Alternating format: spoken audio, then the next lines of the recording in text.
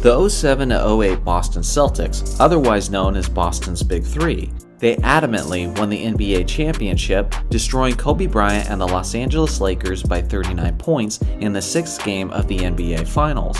For Celtics fans, their championship is extremely memorable. For Lakers fans like myself, it's also extremely memorable, but for all the wrong reasons. The thing is, in the years since, Boston's retired stars continue to run their mouths about their success, as if they were a full-blown dynasty.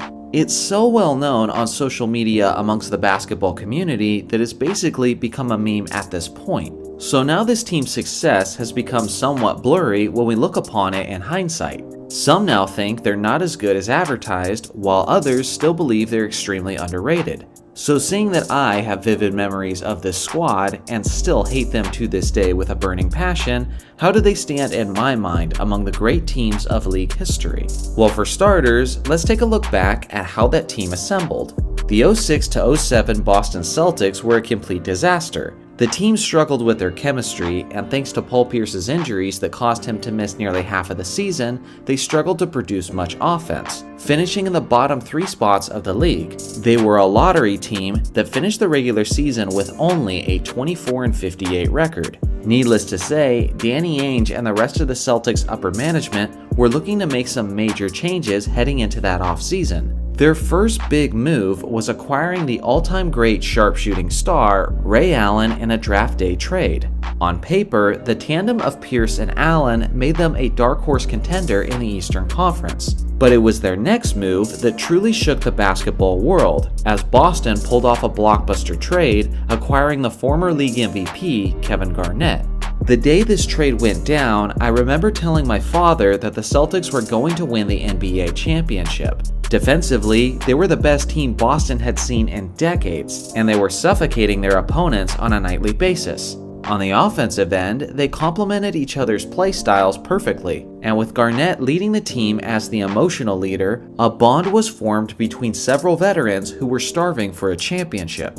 They steamrolled the regular season, winning 66 games, which was the most that the franchise had experienced since Larry Bird's MVP seasons. At one point, the Houston Rockets were on a historic 22-game winning streak, where they defeated many of the league's strongest contenders. But it was these Celtics who emphatically put a stop to that streak, as they went into the Rockets building and destroyed them by 20 points, holding Houston to only 74 points on the night.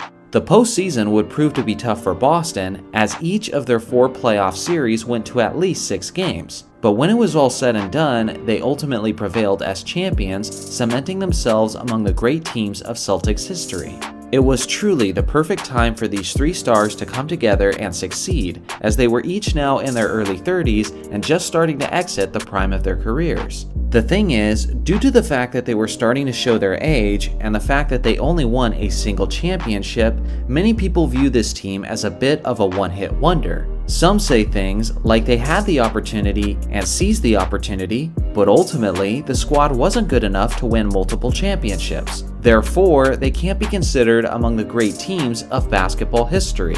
And let me be clear, this is a narrative that I strongly disagree with. I believe this Boston team was on their way to being a dynasty, but unfortunately, they ran into disastrous circumstances that were out of their control. To begin the 08 to 09 season, Boston looked like they were poised to repeat as champions and were once again crushing the league defensively. Unfortunately for Boston, 2/3 into the regular season, the Celtics' reigning Defensive Player of the Year and arguably their best player, Kevin Garnett, suffered a season-ending knee injury. Without KG available for the playoffs, Boston's championship hopes basically immediately went up in smoke.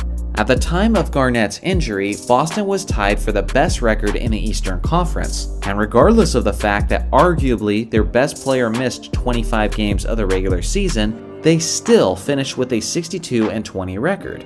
I understand that Kobe and the Lakers won the championship that season, but my feeling throughout that regular season was that Boston was still the better team, and that Los Angeles wasn't quite ready for their physicality, at least until they would acquire Ron Artest in the following offseason.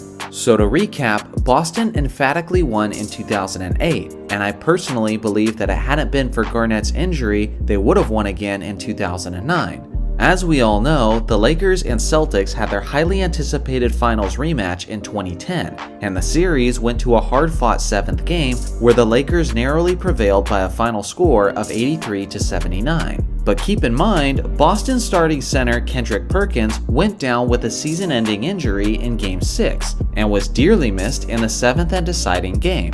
Now before you laugh because it's quote, only Kendrick Perkins, ask any Celtics fan who was closely watching at that point, and they'll tell you about his value to the team. Perkins was Boston's starting center and had the best year of his career, averaging close to a double-double and 1.7 blocks in only 27 minutes per game. Not only that, but in many ways, he was the team's enforcer physically. Perkins was the kind of guy who would make you think twice before you attack the basket, and he had a significant impact on the game in terms of the team's interior defense and rebounding.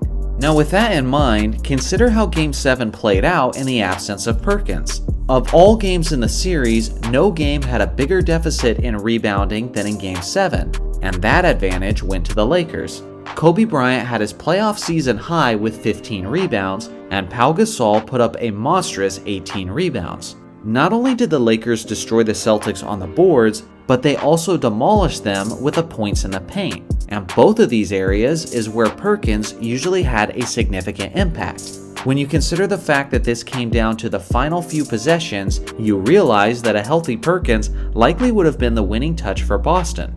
Now, let's recap again. Boston won in 2008. An injury possibly kept them from winning in 2009, and an injury likely kept them from winning in 2010. This team had a very realistic shot at three-peating in their first few seasons together and becoming a dynasty. After that, the Celtics stars were in their mid-30s and had officially begun their decline, and the Big Three's Miami Heat eliminated them in back-to-back seasons from the playoffs. Now the point of this video isn't about making excuses for Boston, because in reality, conditioning and remaining healthy for the playoffs is something that has always been a factor for winning championships. But the point I'm trying to make is that the Big Three Celtics were much better than their single championship would indicate. They had the makings of a dynasty and were talented enough to do it, but when it came to injuries and the timing of them, they simply had an extreme case of bad luck. This is the reason why I don't have a problem with the Big Three Celtics gloating about their lone 2008 championship, because I truly believe that they were every bit as good as they think they were. It was three starving superstars coming together, working together, achieving basketball immortality, and they added to the legacy of one of the most prestigious franchises of NBA history. So now it's your turn. What do you guys think about the Big Three Celtics? Were they one of the greatest teams of all time, or is that too bold of a statement to say about this group? Let me know in the comment section below. Thanks for watching as always. Make sure to like and subscribe for more basketball content, and I'll see you guys in the next video.